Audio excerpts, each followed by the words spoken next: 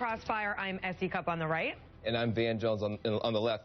In the Crossfire tonight, we got two congressmen who are on the opposite sides of the new budget deal. Let me say this at the very beginning. This bipartisan budget deal represents a huge vindication for President Obama. Apparently, we are now in a new era. Words like compromise and bipartisanship are no longer dirty words in this town, Washington, D.C. Now, I'm not in love with this deal, but give the president his due. He refused to back down to these Tea Party Republicans. He let them overshoot the runway by shutting down our government. And now, just as he promised, he's broken the fever of governing from crisis to crisis. For that, everyone in America should be grateful to this president. So I assume your congratulatory phone call to Paul Ryan for reaching across the aisle, that's forthcoming, yeah? We'll see about that. Okay. Congressmen, welcome in the Crossfire tonight. California Representative Javier Becerra, who's a member of the House Democratic leadership, and Idaho Republican Representative Raul Labrador. Congressman Becerra, I'll start with you. I was struck by just how much Democrats are willing to give up, apparently, in this deal. Here's just a few things. It ends some unemployment benefits. It keeps corporate tax loopholes. It raises pension contributions for federal workers. If you vote for this deal, aren't you essentially abandoning your principles and even your constituents? We're looking for solutions. I think Democrats have said all along that the American public doesn't care if it's a Democratic or Republican. We want to get things done. And going to Van's point, the president wants to get past this constant shutdown politics so we can get to the big issues. We have to start creating more jobs. We have to get the economy growing. We have to get immigration reform done. And so the way you do that is by putting aside the bickering, and I hope the Republicans get past their civil war within their own party so we can get things done. Well, Democrats are arguing about this bill, too. Are you going to vote for it? Are you going to vote for this deal? I got to take a look at it because you're absolutely right. There are some bad things in it.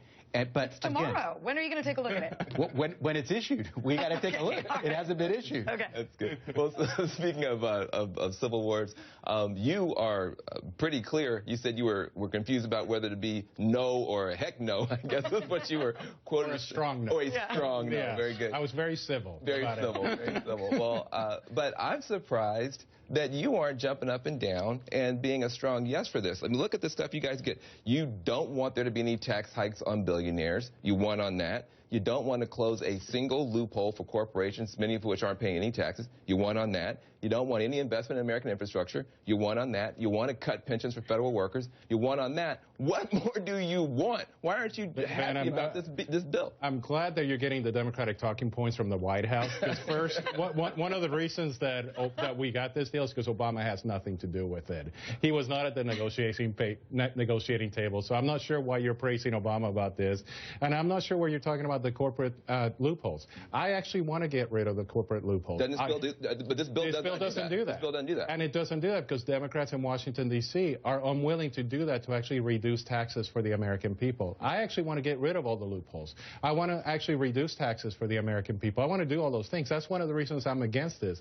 This doesn't do anything that actually brings down the deficit and the debt. What it does, it actually increases spending today, like Washington always does, increasing spending today with promises of reductions in spending 10 years from now. This is what congressmen do all the time. That's not what Paul Ryan, your great leader, the Paul Revere. Say that again. You're Paul Ryan, your great leader, the Paul Revere of conservative economics. Are you now saying that he is a Benedict Arnold? No, not at all. He's saying that this actually it does bring down deficit, and he says right that it reduces. You're against Paul Ryan now. He's saying that the deficit is reduced in 10 years from now instead of today. So what we're doing is we're actually increasing spending today for the 2014 and 2015 years with promises of spending reductions 10 years from now. That's actually what the sequester was. The sequester was actually reductions today. What does the word bipartisanship mean to you in the Tea Party? What it means to me is that we can come together to do things for the American people. This doesn't do anything for the American people. It actually just increases spending. Well, Congressman Becerra, let me bring it back to the Democrats. We're talking about the civil war in the GOP, but as I mentioned, Democrats are not completely aligned with this bill either. In fact, there seems to be a fissure. Democracy for America, a progressive organization, sent out an email today to members telling Democrats not to vote for this. They write, Democrats can't continue to pretend they represent our interests and then accept legislation that hurts supports working families. With progressives like Elizabeth Warren and Bill de Blasio and Van Jones over here trying to bring the party further leftward, aren't you worried that Democrats who vote for this are going to be communicating that they're really just lip service to those progressive values that they talk about? No, not really. What Democrats are saying, and what a lot of progressive Democrats are saying, is that we've got to move on from these fights about cutting education, cutting back on health research, and actually get to the task of creating jobs.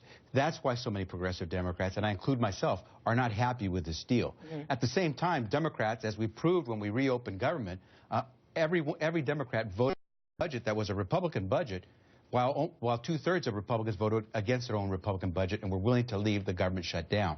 We want to move forward because you got to get past this shutdown mentality. Are you willing to shut down the government over this? I didn't want to shut down the government before, and I don't want to shut down the government now. But if he votes no, that's what he does. No, what I wanted to do is vote for a clean CR. Remember what the Democrats said just 2 weeks ago. In fact, Van, we were in this show just about a month ago talking about what the Democrats were only asking for a clean CR. That's all I was asking for. Let's do a clean CR. The Budget Control Act is the law of the land today.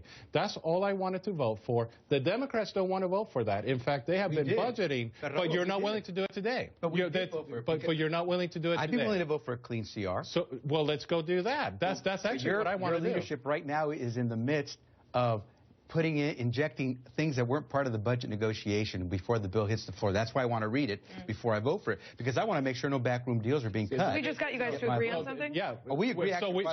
We would actually vote for a clean CR. That's all I want to vote for. It sounds like Javier would vote for that as well. But we couldn't get enough people in Congress to vote for that. That's all I want to do. Well, that seems to me to be a question of leadership. And speaking of leadership, your own leader, John Boehner, had some very interesting things to say about your grassroots allies in the Tea Party movement. Let's hear from him, and I want to get your response to this.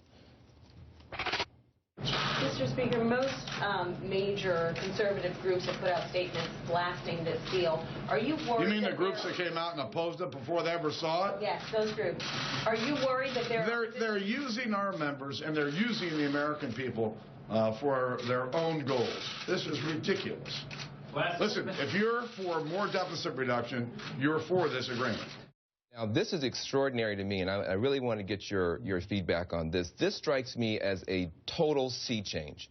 Boehner before seemed to be terrified of the Party, terrified of you, terrified of the grassroots base, and today it's clear he's not afraid of you anymore. Are you worried about that? Is this the end of the Tea Party's influence? I don't think Boehner's ever been afraid of me before, and I don't think he's afraid of me today. So I think that analysis is completely incorrect. The reason we have what you call a civil war in the Republican Party is because we actually have moderates and conservatives in the Republican Party. The reason the Democrats don't have as much of a war is because they're all liberals. So let's just discuss that for a second. Great soundbite, but hold on a second. I really want to get you to respond to this because I think people around this town were shocked to hear John Boehner with that level of passion saying the grassroots base that you are standing with all the time is ridiculous and they need to stand down. What's your response to John Boehner? My response is that my Heritage Action score is 67%. I don't give my card to anybody to vote for me. In fact, it's a shame because in our conference, we have members of our conference that are constantly pulling out their cards and saying that they'll do whatever John Boehner tells them to do.